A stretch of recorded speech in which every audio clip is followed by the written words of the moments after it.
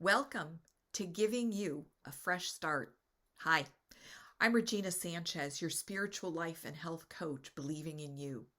And I am here today to talk about a topic that is very passionate of my heart. And it is something I've been talking about actually for the past few weeks, whether it's through my blogs or other videos I've done or podcasts that I've done. But I really want to continue in the teaching and the encouraging of helping you build a strong, robust immune system. Fall is here for us New Englanders or other parts of the United States or the world where, the seasons are changing and it's getting colder. I had to today. I hated to do it. I had to turn the heat on. I didn't want to do it. It's gorgeous out right now, but this morning it was 60 degrees in my house, and although I love sleeping in that temperature, I didn't like being in the house with it. So even after a nice hot shower, it was still chilly. So I ended up turning the heat on just to get the chill out of the air and then shut it off. But I just felt like October 1st is just too early to turn the heat on. But anyway, today what I want to talk about, I have a question for my topic on strengthening and building your immune system. And my question to you is, how much do you love yourself? Right? You'll be saying, what does that have to do with my immune system? Well, stay with me, okay? As we go on in this teaching, just, pause this video, pause the podcast, grab yourself a cup of tea. I have a cup of tea or a cup of coffee or sparkling water or some lemon water, whatever. And sit back and take the next 30 or so minutes and listen to what I want to offer to you.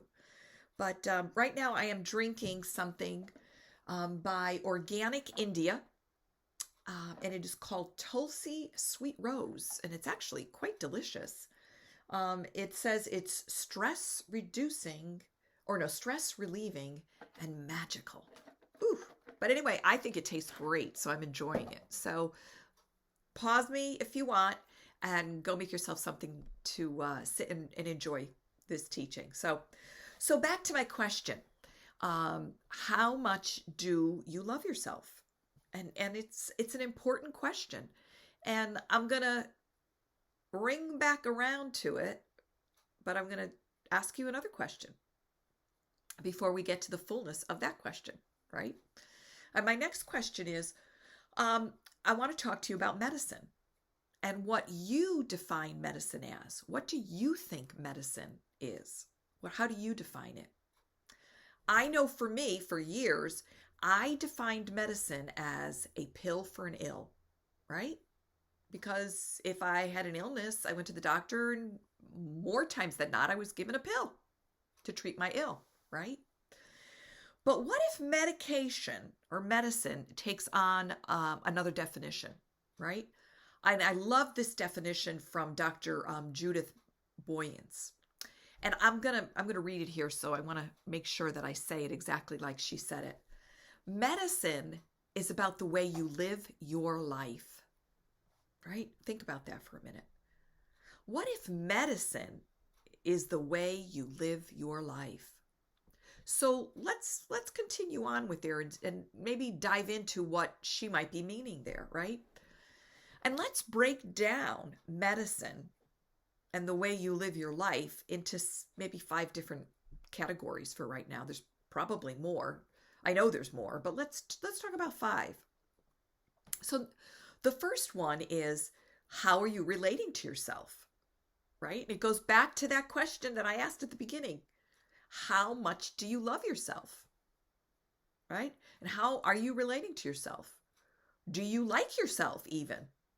I know for me, for years growing up, I hated myself. Or, well, yeah, I guess I could say I hated myself, and I hated my body. And I used to compare my body to my sister or other people. Like, why can't I have a body like that? Why do I have to this? Why do I have to be fat? I grew up believing I was fat. And when I look back over the years, like at pictures and everything, I'm like, wow, you are not fat. And I can't believe that I believed that I was fat. And I don't know what the root of that was. I don't know what created that belief system, but that was what I believed. And I hated my body. But I got to a point where I realized, that's not very nice. And it's very unchristian, I guess you could say.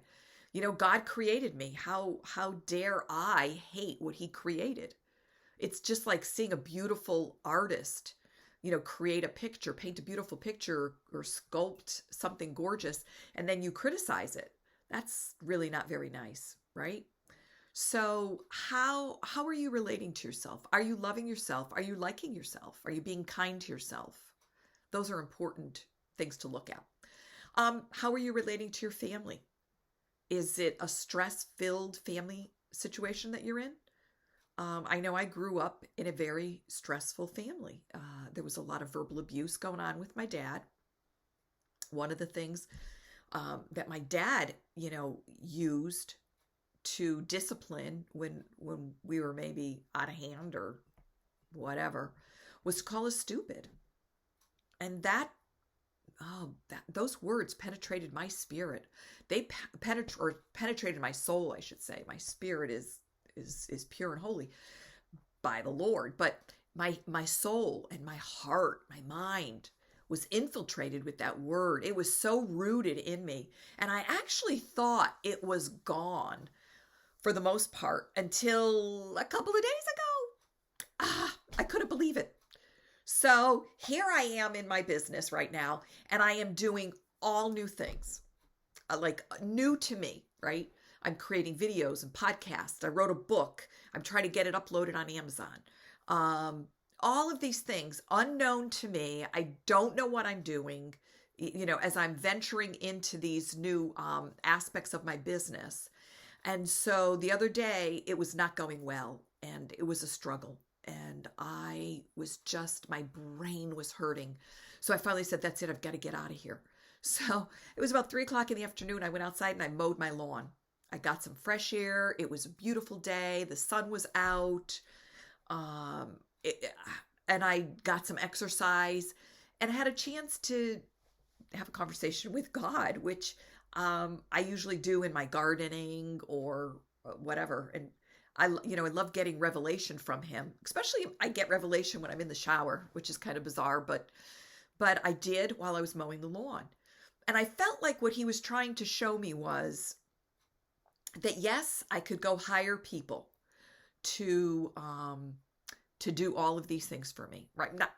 Obviously not to do my videos. I have to do my videos or my podcasts, but once I click stop, there's more here that has to happen for you to now get the video or the podcast. And that's what's new to me, and trying to set up all these systems and whatever. And, what I felt like he was saying was, yeah, you could hire somebody to do that. But if you do, you will not, or you would not have known that root is still in you, and it needs to come out. And so I was grateful for what I'm going through right now. And I'm still going through it. I'm still going through the process. The whole Amazon thing and putting my book on Amazon is an utter frustration for me. Partially my fault. I didn't set some things up right. But then Amazon is not most customer-friendly organization to deal with. So it's hard to get a human being to resolve the problem. But I pushed through, and I'm getting there. So how I'm relating to myself, and then dealing with what happened in my family situation is something I'm working on. So how is your family relationships? How is your relationship with your spouse? How is the relationship with a boyfriend, girlfriend, your children? Do you have wayward children or a wayward child that's causing stress? How are your friend relationships? Are they, are you the giver and they're the taker? Or are they the giver and you're the taker? Are they off balanced? Are your relationships off balanced? Or are your friends lifting you up and encouraging you and speaking into you positive things, right? When I look back over my years of growing up, and I look back over some of my friendships, I think, wow, I would not be a friend with them right now. They were not the most healthiest relationships. So look at those things now, where you are right now. Another thing is how you're relating to your community. And let's not even just say your community as the town you're living in, but just say your neighborhood, your next door neighbors. Do you have a relationship with them? Do you know them? Do they know you? Do they know that if they needed something, they could come to you? I have a neighbor that borrows things from me all the time. And I know that I could go to them for something. I have another neighbor across the street that works in New York City. And she knows that when she's there, because she goes for like a month at a time and then she's home for a week or two. But while she's in the city, she knows that I'll take her mail. Any packages that come to her door, I'll take them in and I'll keep an eye on her house. Right? So how are you in your community? And maybe even just specifically in your neighborhood and those close around you. Do you all know each other? It is so important. I mean, we've been in a lot of lockdowns and isolated, which is utterly unhealthy and should never happen again. So we need to sort of move ourselves out of that and start re-engaging with people because it's important. We all need people. And yes, Zoom is great and FaceTimes are great, but we need that physical touch with people. We need to hug people. We need to shake people's hands. Okay? We need to have that in our lives. That is health. And it being taken from us was wrong. Okay, enough of that. How do you speak to others? Right? Are you speaking kindly or in angry tones or criticism? I know there were times in my life because of my home environment, especially in my teen years, I had a lot of anger and bitterness in me. So when anybody in my family would ask me a question or tried to talk to me, I ask you, I will answer with a 1 or 2 word sentence. I don't want to engage in you because I was letting that anger be my protection because I couldn't, the pain of getting hurt any longer, I couldn't bear. So I'm going to be angry with you because then I want you to just stay away from me because I don't want the pain. So are you doing that to others? Or innocently, are you, putting up that wall of anger or whatever it could be to protect yourself from something? So that's something to look at. How you start your day and end your day is another aspect, right? When I was organizing for 8 years or so, I had my organizing business. When I would go into someone's home, whether I was to organize their home or just certain rooms or one room or whatever, I did take a tour of the whole house just so I could get an idea of what weaknesses are, what the system looks like in the house, right? How things are done, where they may be tripping up. And if I was there to organize multiple rooms, and one of those rooms would be the master bedroom or bedrooms for that matter, I would encourage the client that we start in that area, that we start with the bedroom. Now, of course, I let that be their decision, but I would encourage that because I would say to them that how your bedroom is, right? The state of your bedroom will determine what you go to bed to at night and what you wake up to in the morning. So what you go to bed to at night, if it's utter clutter and chaos, that's going to set the tone for your night's sleep. And what you wake up in the morning with, clutter and chaos, it's going to set the tone for your day. So, and I've had people say, clutter doesn't bother me. I don't mind this, this doesn't bother me. But I'm telling you, I challenge people that say that. Because when I would go in and then we would organize that room, I would get phone calls or emails or whatever at the end of the day when I had already left. And sometimes they were in tears telling me they could not believe what a difference it made. That they were sitting in the middle of the room crying because it felt so good to not have that chaos around them any longer. So think about what you are beginning your day with and what you're ending your day with in all aspects, okay? You know, I once heard this statement, which I just love, and it says that we have so much suppressive medicine that it prevents us from looking at the noise. And when I first heard that, I was like, wow, that's interesting. What does that mean? We have so much suppressive medicine that it prevents us from looking at the noise. What's the suppressive medicine, right? And what is the noise? Well, I believe that the suppressive medicine is that pill for an ill, right? So you have an illness, you have an issue, and you take that medication. It sort of suppresses the issue. It suppresses how you got that illness. It doesn't help you get to the root of it. And it doesn't help you look at the noise. And what's the noise? Probably a lot of your lifestyle, right? What you eat, what your home environment is like, what your stress levels are like, what are your sleep levels like, what are your relationships like. All of that encompasses the noise that's in your life. You know, if you come home after say you have a stressful job and you come home and your house is a total disaster, where do you get that relief from all that stress from the day, right? It's hard. If you hate being in the house because you can't stand the clutter and the mess and you don't have time for it, you're too overwhelmed, you're too stressed from your job, there's all the noise. And so it's easy to just take that pill and not look at the noise, right? Now, taking the medication is the easy way out, and it really prevents us from looking at that lifestyle.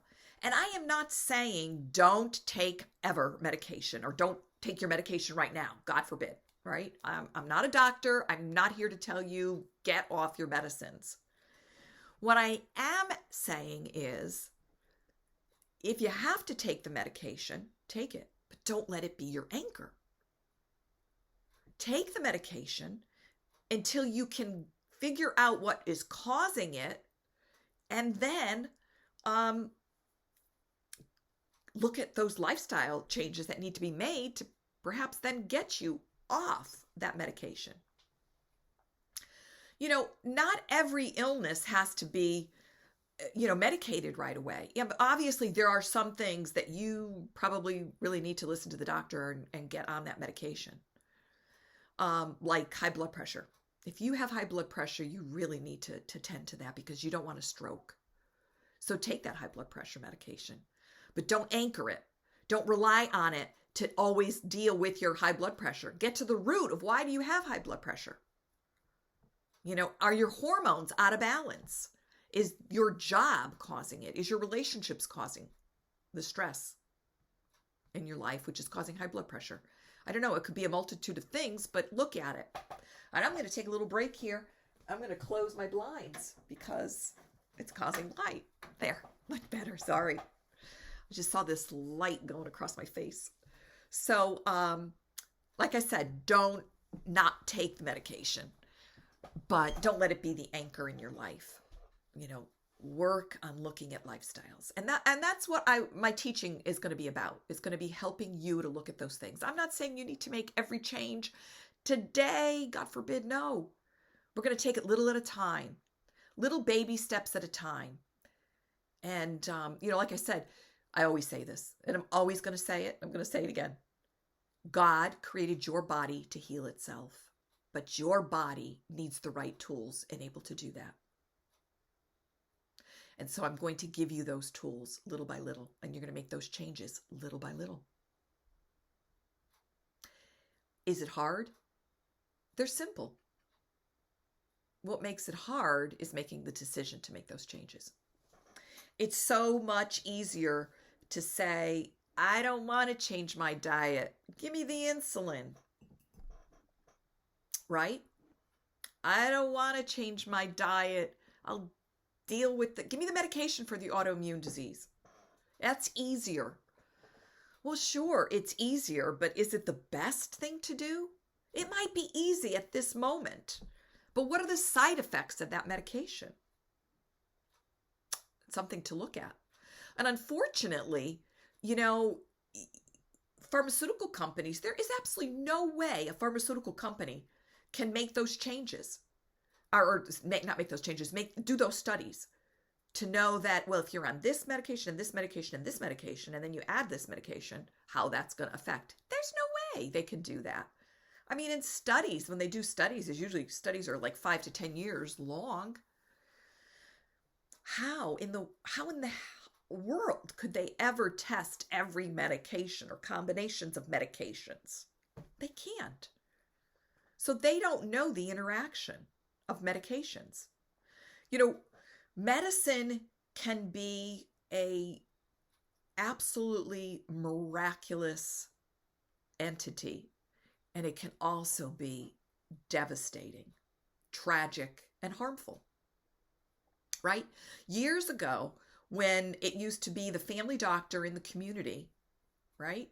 It was a beautiful thing because that family doctor took care of every aspect of you. He delivered your babies, and then he watched those babies grow up.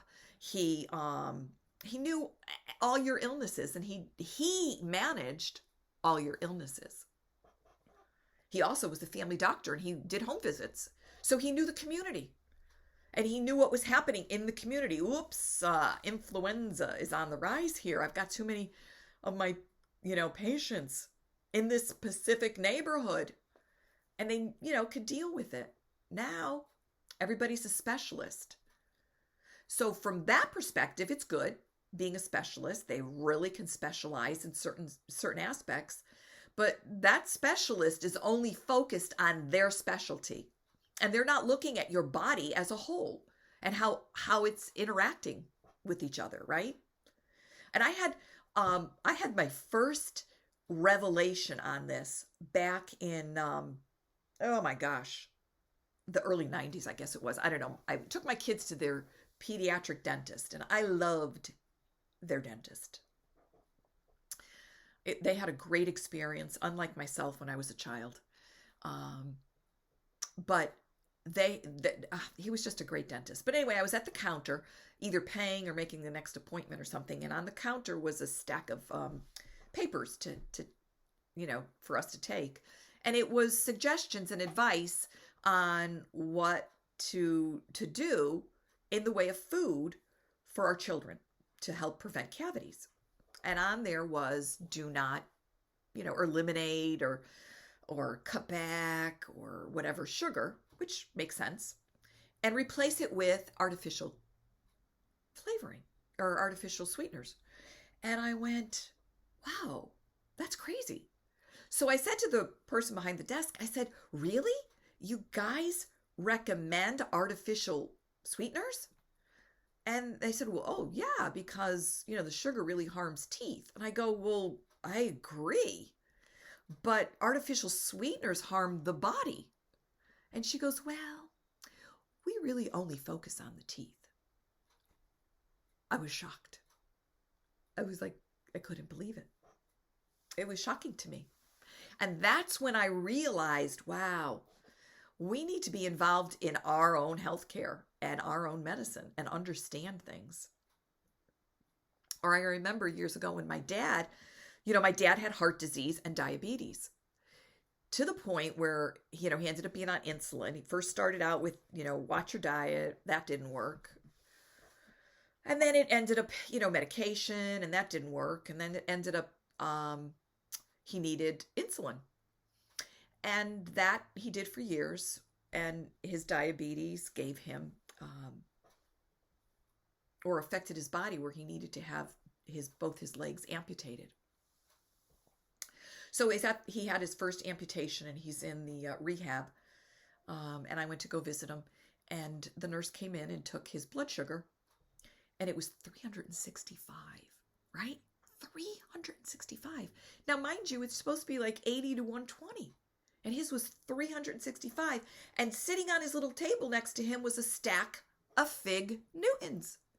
And I said to the nurse, "Do you think that was wise to give him Fig Newtons? A diabetic?" Her response to me was, "No worries, we'll just give him the insulin." I'm like, really? When diabetes could be managed with your diet. So, like I said, we've grown up with a pill for an ill. It's something to look at, think about. So what are some non-traditional medicines that we could apply to our life, right? Well, one of them is dealing with your anger and bitterness. If you have anger and bitterness that's just overwhelming you, and you don't even like it, right? When I had it, I didn't like it, but I kept it because I needed it to protect me. But when I was married, I don't know, in my 30s, I guess. I was in my early, maybe mid-30s or so. I was dealing with anger. It was like popping up again. It would ebb and flow in my life. And but it was flowing at this point, and I was expressing a lot of anger with my husband at the time. And not that he wasn't doing things that made me angry, that deserving of some anger, but he probably deserved about that much anger, but I was giving him this much anger. So I realized I have to deal with this. I didn't like it. I knew, as a Christian, it wasn't a nice thing to be dealing with, walking around with. So I sought some help from some beautiful women that were sisters in the Lord. And we had some prayer time and really got to the root of what my anger was at that particular time. And I was dealing with, what came out in our prayer time was my sexual abuse when I was younger. So, we had some ministry time, and I received a beautiful level of healing at that point, and felt some freedom from it. And at another time, I will go into that in greater detail. But I knew I needed to deal with the anger and the bitterness. I didn't like living with it, so I had to look at it. So it's something to think about in your life. Is there bitter angerness, or depression? Are you just like sort of a ho-hum person and you're just not enjoying your days or whatever? Look at those things. How about doing a temperature check on your relationships? Are they healthy? Are your relationships healthy? Are your relationships with your spouse, your children, your friends, are they healthy? As I said, when I look back now over my relationships, my friendships and such, there's some that I would never be friends with at this particular time. Go out in the community, do something. Do something for your neighbor. Make them a banana bread or something. I don't know. It doesn't have to be difficult. Or go knock on the door and say, "Hey, I haven't seen you in a while. Just checking in on you to see if you're okay. I'm here for you." Right? But make those connections in your community if you don't have them. Who knows? You may need them someday. Right? Stop the negative self-talk. Okay? Are you one, like myself, I could get frustrated with myself and go, "You're so stupid," or "You're so clumsy," or "You're such an idiot." Don't say those things. You may think they're light and off the cuff, but they're not. You're speaking into you, not in a nice way. So stop the negative self-talk. And then deal with the trauma of your past. And sometimes we don't want to go there because it's painful. I get it. But when we don't go there and don't deal with it, it's here. It's back here, and it never goes away until you receive the healing from it. So when I dealt with the sexual abuse, that first level of healing, it was great. But then about 4 years later, I had another level that I needed to deal with. And I actually, at that time, thought it was my relationship with my husband because things were not good. And I wanted us to go to counseling and he refused. So I thought, okay, I'm going myself because I can't deal with this anymore. But once I got into counseling, my sessions, it was really, I knew the sexual abuse issue had come up again and I needed to deal with that. And so she was a Christian counselor, and we would have sessions that I would be in the most intense pain that I can describe, sitting in the chair in a fetal position crying. It was so painful. I wanted to run out of the room. And she would say to me, stay with it, stay with it. Remember, this is just the act. I mean, this is just the memory, not the act. And so I would stay with it. And when I calmed down, she would, ask me to share what I was experiencing. And then she would say to me, can you ask Jesus to come in and heal you? And every single time I did. And I'm telling you, I would walk out of that session that day free. I wasn't exhausted. I wasn't in pain. I wasn't overwhelmed. I wasn't depressed. It was gone. So for me to deal with the trauma in my life and to receive the fullness of the healing, I had to do it through Christ. That was just my experience. So now, of course, we have those non-traditional medical things we can look at. But how about some standard things we can do in the way of medicine, such as stop the processed foods, right?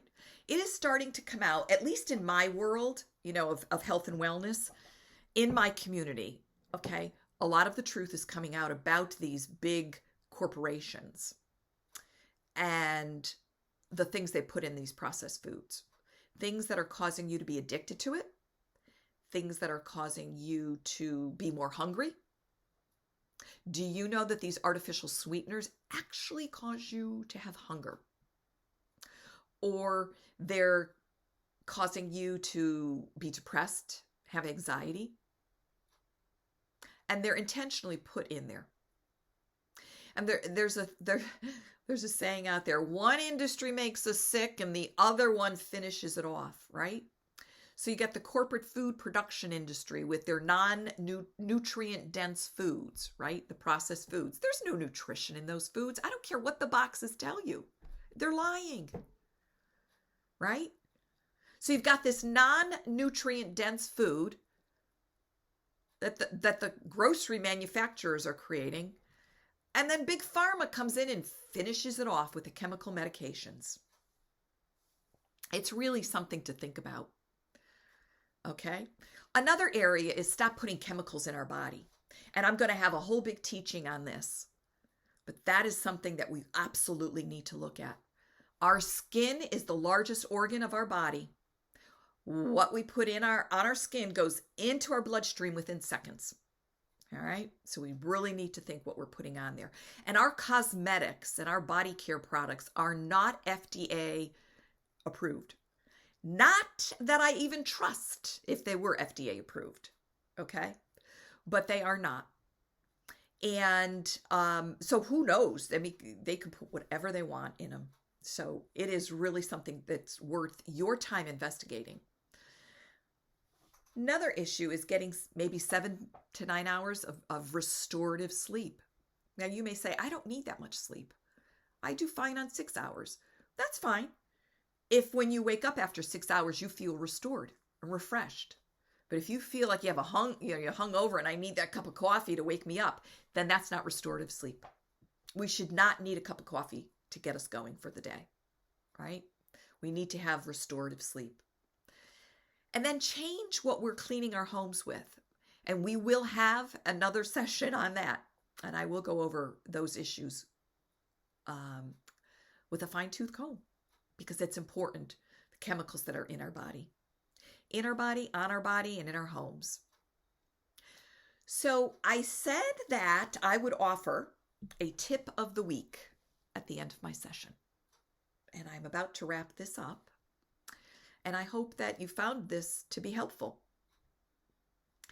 And my tip for this week that I want you to walk away with thinking about is that you cannot heal a body that you hate.